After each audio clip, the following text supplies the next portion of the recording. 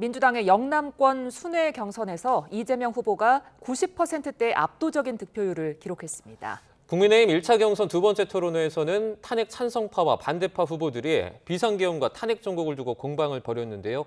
국회 취재기자 연결해서 알아보겠습니다. 손여정 기자. 네, 국회입니다. 민주당 경선 개표 결과 조금 전에 나왔는데 다시 한번 자세하게 전해주시죠. 네, 조금 전 더불어민주당 두 번째 순회 경선인 영남권 경선 결과가 발표됐는데 이재명 후보가 90.81%를 득표하며 압승했습니다. 지난 17일부터 나흘 동안 진행된 지역 권리당원과 대의원 투표 결과를 합산한 결과인데요.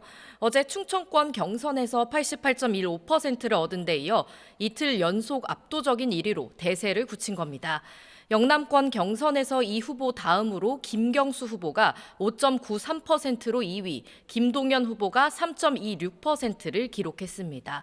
경남지사 출신으로 지역 연고를 부각한 김경수 후보와 경제 전문가로서 역량을 강조한 김동연 후보 모두 역전의 발판을 마련하지 못한 채 이번에도 한 자릿수 득표에 그쳤습니다. 오늘 영남권 경선이 마무리되면서 모두 4번으로 나뉘어 치러지는 권역별 순회 경선은 반환점을 돌게 됐습니다. 오는 26일에는 호남, 27일에는 수도권, 강원, 제주 경선이 이어지는데요. 특히 27일에는 권리당원 투표 결과와 함께 경선 결과의 나머지 50%를 차지하는 일반 국민 여론조사가 합산됩니다. 이날 과반 득표를 차지한 후보가 나오면 곧바로 민주당 대선 후보로 확정됩니다. 네, 국민의힘 토론회 내용도 전해주시죠.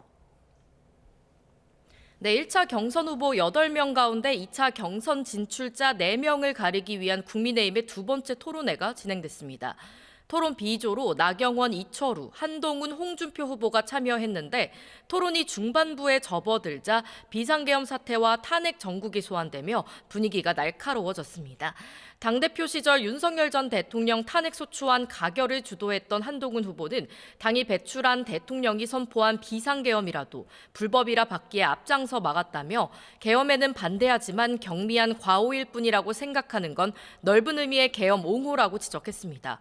이에 홍준표 후보는 계엄에 반대했지만 실질적 피해가 없는 2시간의 해프닝이었다고 답했고 이철우 후보는 왜 경솔하게 탄핵 절차에 들어갔느냐며 한 후보가 당 경선 후보로 나온 것 자체가 잘못된 게 아니냐고 맞받았습니다.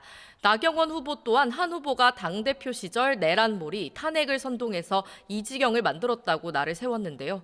앞서 어제는 토론 A조에 속한 김문수, 안철수, 양향자, 유정복 후보가 청년 미래 등을 주제로 2시간가량 경론을 벌였습니다. 토론회를 마친 국민의힘은 내일부터 이틀 동안 역선택 방지 조항을 적용한 일반 국민 여론조사를 진행한 뒤 이를 바탕으로 2차 경선 진출자 4명을 가립니다. 이후 당원 투표 50%, 일반 국민 여론조사 50% 방식의 2차 경선으로 후보 2명을 추리는데 최종 후보 선출을 위한 전당대회는 다음 달 3일 열립니다. 지금까지 국회에서 전해드렸습니다.